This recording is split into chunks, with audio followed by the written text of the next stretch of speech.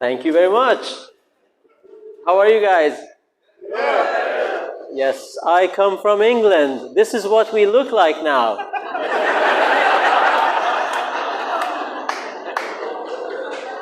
This guy knows what I'm talking about. No, just joking. They're all brown. It's worse. They're all brown. Right, it's good to be here in St. Petersburg. Imagine Museum of Glass. It doesn't get more sophisticated than this, right? This is a proper niche comedy for a niche crowd. Yeah. They say babies aren't born racist. They become racist when they learn to read crime statistics. Right? Once you learn about per capita, there's no going back. There's no going back. Right? It's good to be here. If I look at my hands, it's because of the jet lag, right? I took a flight of 2 hours to Zurich, Switzerland, and then 10 hours from Zurich to Tampa. That's how much I love being away from Pakistanis. And my wife. Not always in that order. Yeah, my wife is Austrian and vegetarian. Austrian and vegetarian, so it's good to be anywhere but home. There have been only 2 Austrian vegetarians in the entire history of Austria, and I'm stuck with the evil one. What's up with that? No, I have a lot of Israeli fans if you're familiar with my material, so I won't go there because otherwise Leonarda is gonna tell ICE that I'm Mexican or something. No, but this is the beauty of doing a transatlantic gig, because if I don't do well tonight, I'm gonna blame it on jet lag, and if you don't get some of the jokes, you're gonna blame it on the language barrier. Because, yeah, we both speak English, but you guys pronounce some stuff wrong. Let's face it. Let's be honest. Let's keep it real. Like aluminum, you call it aluminum. The correct term is aluminium. Or you say laboratory. The correct term is laboratory. And you guys say, this is the most ridiculous one. You guys say diversity. Diversity.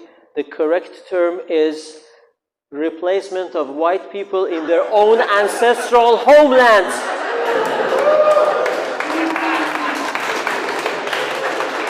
And it's no laughing matter. Stop race mixing, okay? That's my message. Right. I started stand-up 7 years ago. When I started stand-up, I had nothing but a dream and $50,000 inheritance money in my bank account. But I made it possible. Look where I am now. I've made quite a name for myself in England. English conservative crowds, they have a nickname for me. They call me the comedian with the best t-shirt.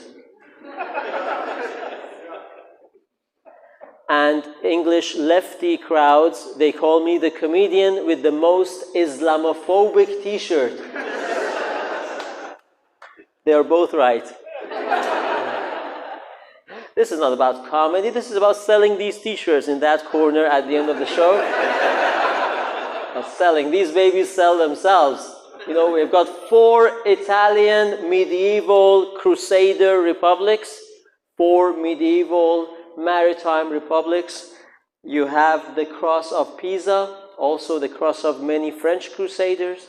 You have the cross of Amalfi, also the Maltese cross, another crusader cross. You have the flag of Genoa, which was loaned to England, later went on to become the English flag. I mean, how much glory in one t-shirt? There's more. This is the Lion of St. Mark, Venice. Unless you are Jewish, in that case, this is the Lion of Yehuda. As long as you buy the t-shirt, you can think whatever you want. If I get Jews to wear this, I'll score extra points with St. Peter. You know St. Peter? This is St. Petersburg, isn't it? Right?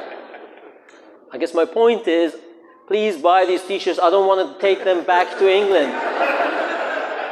I brought American sizes. They're useless in England.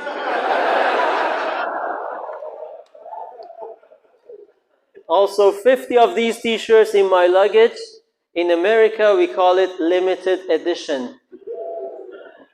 At Heathrow Airport in London, they call it hate crime. Also, the English can't afford these t-shirts. We are so poor right now. We are paying the highest electricity bill in the Western world because our government is hell-bent on green energy. Right? You know why? Because this guy, Al Gore, told us 40 years ago that the North Pole would disappear 30 years ago. Sounds like a scam to me. Green energy, renewable energy, the green agenda. What a great idea. What a great idea. Let's phase out fossil fuels. Huh? Great idea. Let's take away from Arabs their only source of sustenance and prosperity. Nothing can go wrong with that plan. It's all part of a grand scheme to make Arabs a bit more angry. You guys know Arabs? There are two groups of Arabs. The ones who are poor and hate the West, and the ones who are rich and hate the West, but they don't want to destroy the West because they have assets in the West. So let's make them poor too. What a great idea. Right.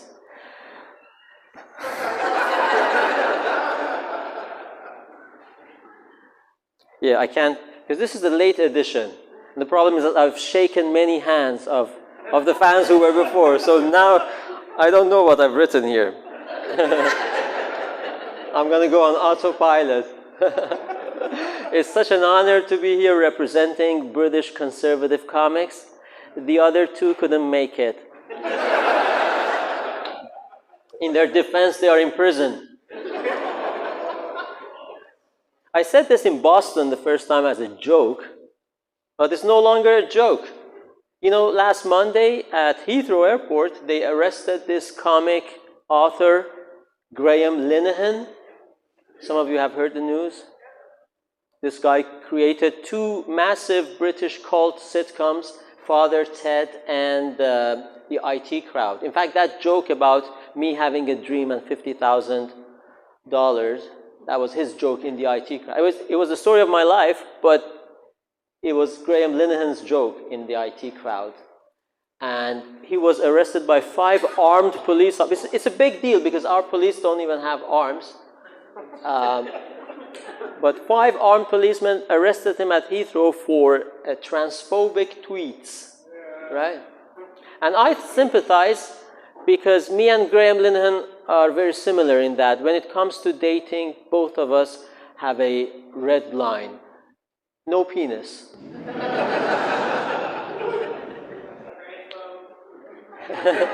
What was that? Train flow.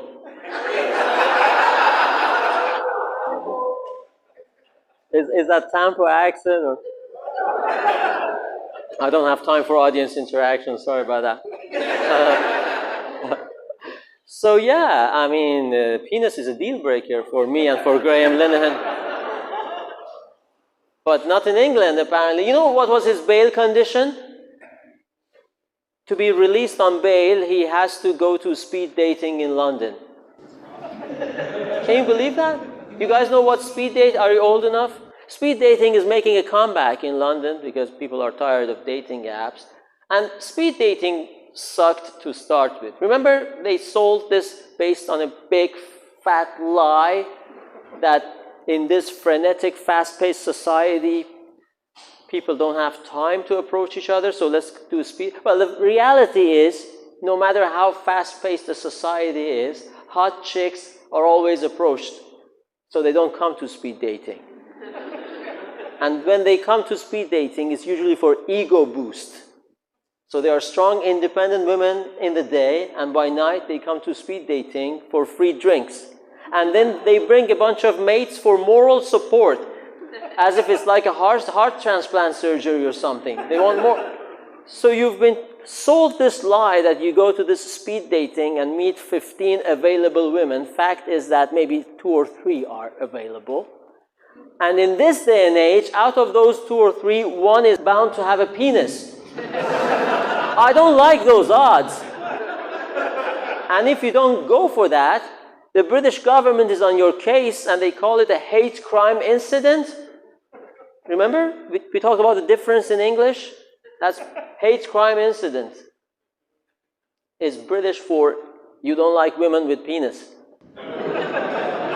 And they also call you gay because it's a woman, despite the penis, you didn't go for the woman, so you must be gay. It's so easy to become gay in England in this day and age.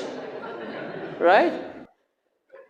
Now, the good thing about my show is that it's twice the fun, my act, because you wonder how much of it is true, how much of it is just jokes, and then you go look it up at home and you think, oh, it was true. And sometimes people ask for a refund because they say, this whole routine was nothing but the truth. I thought I was laughing at punchlines, but the comedian was just stating facts and news. There wasn't enough effort on the part of the comedian, so I feel shortchanged. So no refunds, right? The police force in Surrey, southern England, Surrey, they did this operation where female officers would pose as joggers. So these female officers would wear skimpy, tight-fitting jogging apparel. Yeah? And then they would jog in this park to be catcalled or wolf whistled by men, and they are all the time followed by male officers who would then promptly arrest the ones who had catcalled or wolf whistled.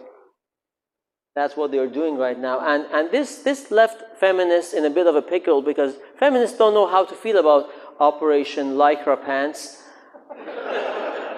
Because feminists believe that the Surrey police force is discriminating in favor of female officers with more pronounced camel toes.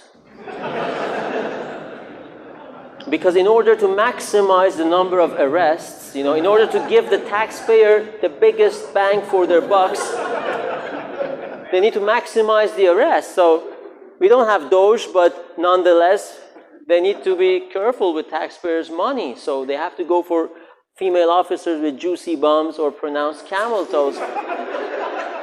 And to think that this whole operation, Lycra Pants, was conceived to combat objectification and sexism. So they asked Surrey police about it. They said, yes, we are aware of that. We just like the irony.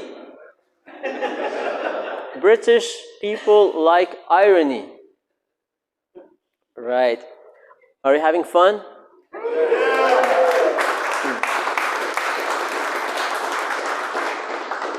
Let's talk about genocide.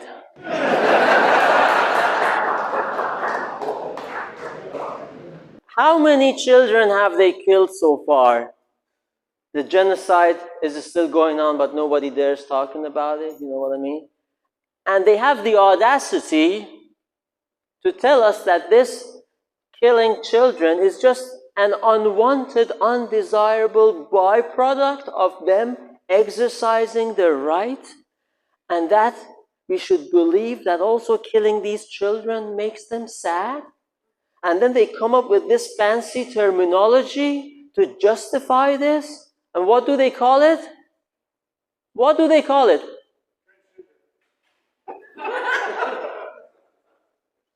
They call it women's reproductive health. That's what they call it. Now that's a good joke because half of you were tense and now are happy. And the other half were happy but now are tense.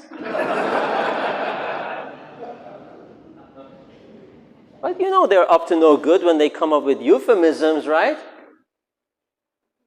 Like when your estate agent calls a neighborhood vibrant. Do you have this in America as well? What does it mean when they call it a vibrant neighborhood? You know what it means? It means when you go to the supermarket, all products are locked up. Except books.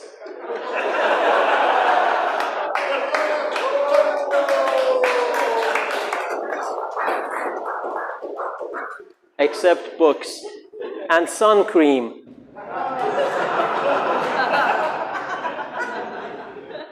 Yeah.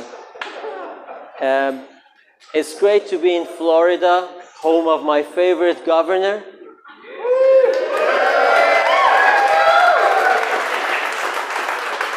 How good is he? Also sounds like I'm Nicholas Santo. He is DeSantis, future president of the United States. If, God forbid, something were to happen to J.D. Vance.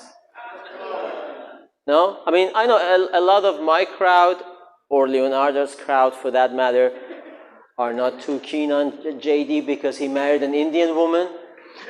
And I used to have, I know, but hear me out. I was one of you, I was like you, because I had a lot of contempt for white men who married non-white women, because I thought, what's wrong with these people? Do they have a small penis? What's the problem? Right? But then through life experience, I realized it's not that the white men don't deserve white women. It's that the white women don't deserve happiness.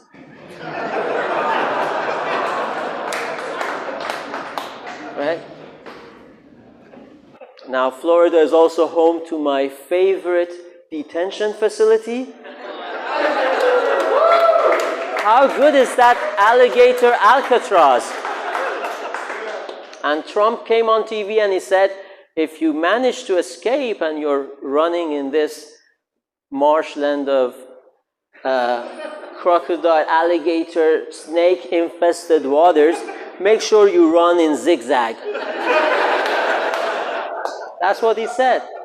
Which is good advice, coincidentally, also good advice if you are a European who goes to a Christmas market and then there's a Muslim with his car. Just a word of advice. Right? And Trump scored 2 big victories with the Supreme Court. The Supreme Court said first you can have the Alligator Alcatraz, and also you can deport aliens to third countries like South Sudan. If you don't know where South Sudan is, it's like Sudan but worse. It's like the Baltimore of Africa. And you know, animal rights activists want to shut down Alligator Alcatraz. They say these aliens, their system is full of drugs. So if eaten, they can upset the stomach of the alligators. And also human rights activists, they also have an issue because they say these aliens are full of drugs. So if eaten, they can upset the stomach of the South Sudanese people. What, do you think the people of South Sudan are above cannibalism? You don't know. Like 2 minutes ago, you didn't know this country existed. You want to challenge me on that? A few years ago, our Foreign Secretary Boris Johnson made a gaffe. He compared infighting in his Conservative Party to Papua New Guinea cannibalism. And he got a lot of flack for this gaffe. But then a few years later, Joe Biden came on and said, yeah, Papua New Guinea, they ate my uncle. I mean, Pentagon had to rush to make a statement. They said, Lieutenant Ambrose Finnegan was in that flight that was shot down over Papua New Guinea in World War II, but he was not flying the plane, he was just a passenger of the plane. End of the statement. And the government of Papua New Guinea was, is that all? Is that the second page to that statement? Anyway, Joe Biden, he's won a deal, $10 million to write his memoirs. Right? His fans are in. His close sources have assured the media that the book will be written by a ghostwriter, but not by Joe Biden himself, by a ghostwriter. Anyway, I need to wrap this up. If you have noticed, we are filming tonight, so in order to avoid any kiss cam scandals, like it happened with Coldplay, make sure you schmooze your illegitimate partner during the interval. We don't want any. I don't know if my zest for life has encouraged any of you to kiss and make each other. I don't know. It's not usually the impact of my set, but you know the story, right? The CEO, Andy Byron, had to resign, and the HR manager had to resign. She had to resign as well. And this was a big debate because some people said privacy is sacrosanct. No matter where, it must always be respected. But some other people said, look, it is a public place, so it is right for you to be called out and shamed for your wrong choices, like choosing to work for HR. That's not a real job, okay? Anyway, you've been a great crowd. I have been very accurate.